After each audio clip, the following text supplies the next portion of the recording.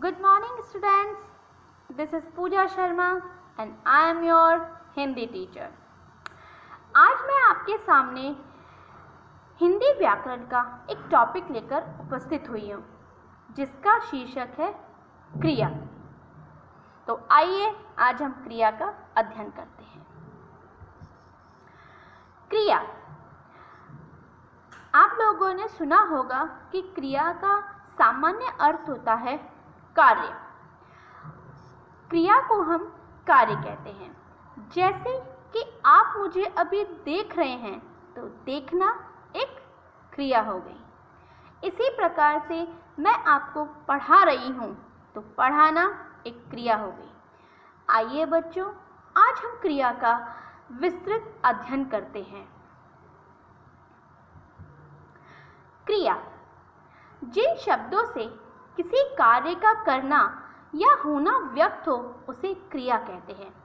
अर्थात मतलब कि जिन शब्दों से हमें काम के करने या होने का बोध हो, पता चलता हो, उसे हम क्रिया कहते हैं।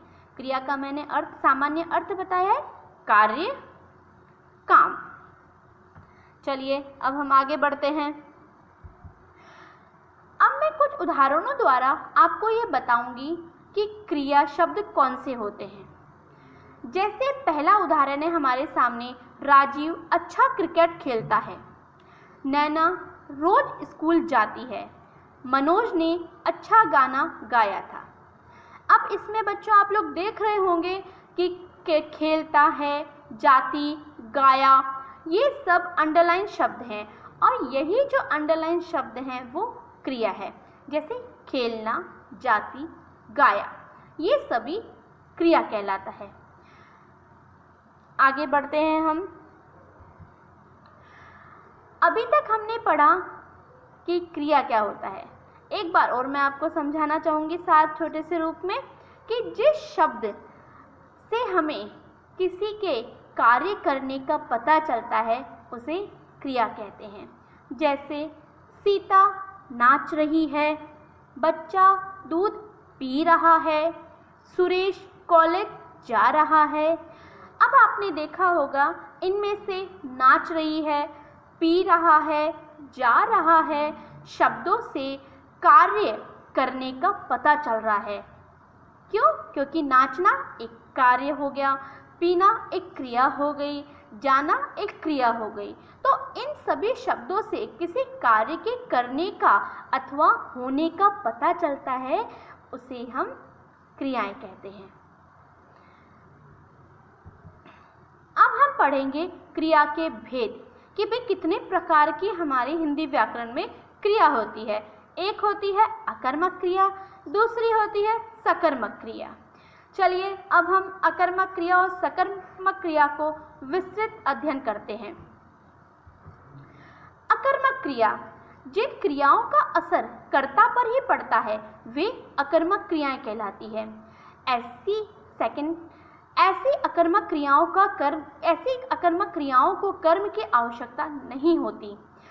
कहने का मतलब है अकर्मक क्रिया में सीधा जो असर पड़ता है वो कर्ता पर पड़ता है, इसमें कर्म की आवश्यकता नहीं होती।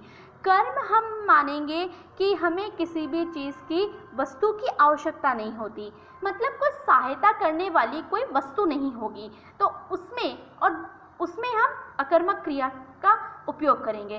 अब एग्जाम्पल द्वारा अगर हम देखेंगे तो हमें पता चलेगा कि अकर्मक क्रियाएं होती क्या है।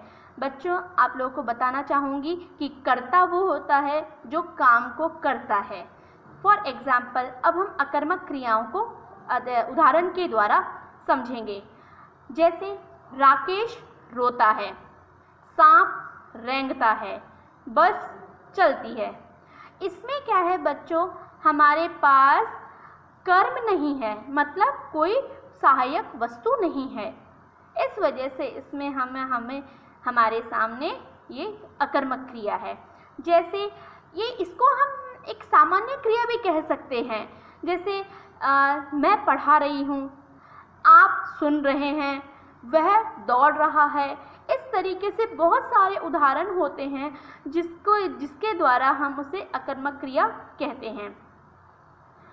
तो बच्चों, आप लोगों को समझ में आया कि अकर्मक क्रिया क्या होती है। अकर्मक क्रिया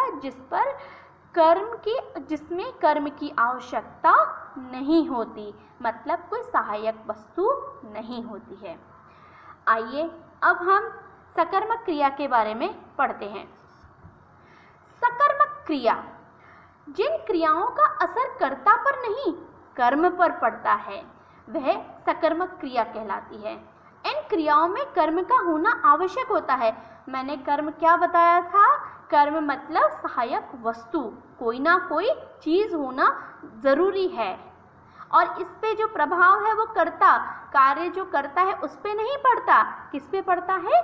वस्तु पर पड़ता है, कर्म पर पड़ता है।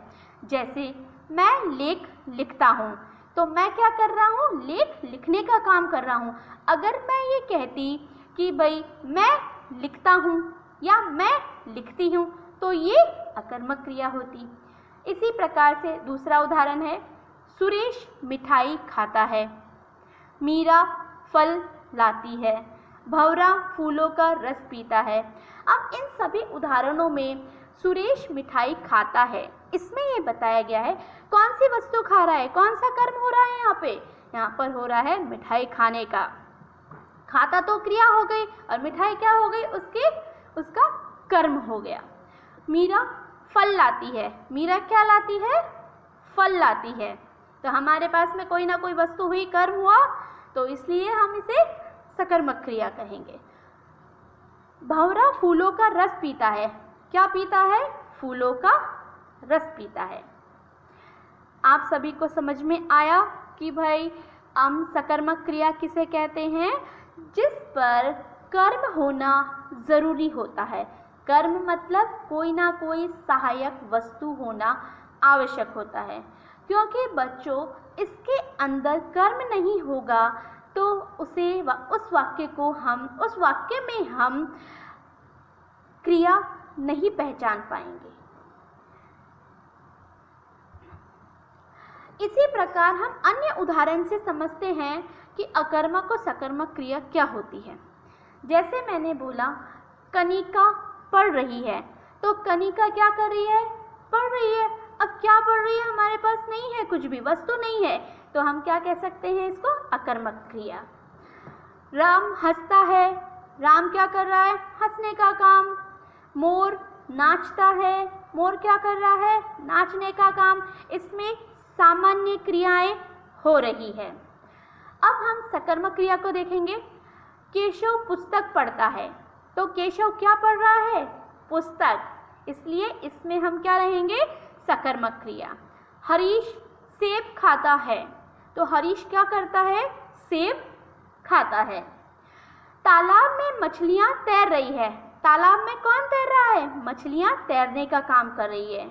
अगर मैं बोलती मछलियां तैर रही है, तो क्या हो जाती? वो अकर्मक क्रिया। इन उदाहरणों के द्वारा आप लोगों को समझ में आया होगा कि अकर्मक और सकर्मक क्रिया क्या होती है। और अन्य उदाहरण हम आगे देखते हैं कि हमें पता चले कि अकर्मक और सकर्मक क्रिया क्या होती है। जैसे मीना कहानी सुनाती है, तो मीना क्या सुना रही है? कहानी सुना रही है ना। हमारे पास कर्म है, वस्तु है, तो उसमें हम सकर्मक क्रिया का उपयोग करेंगे। अभिनव सो रहा है, केवल वो सोने का काम कर रहा है, लेकिन अगर मैं बोलती कि अभिनव बिस्तर पर सो रहा है, तो हमारे पास क्या हो जाती है? उसमें सकर्मक क्रिया। तो नेक्स्ट है हमारा गाय घास खाती है, क्या खा रही है गाय? घास। घास क्या हो गई? कर्म हो गया। कर्म में वस्तु, सहायक वस्तु। मोहन ने भाई को गेंद दी, मोहन ने क्या दिया? भाई को गेंद दी, वस्तु दी। और जिसमें वस्तु देते हैं उसमें कि वस्तु का प्रयोग होता है, उसमें क्या होता है? सकर्मक क्रिया।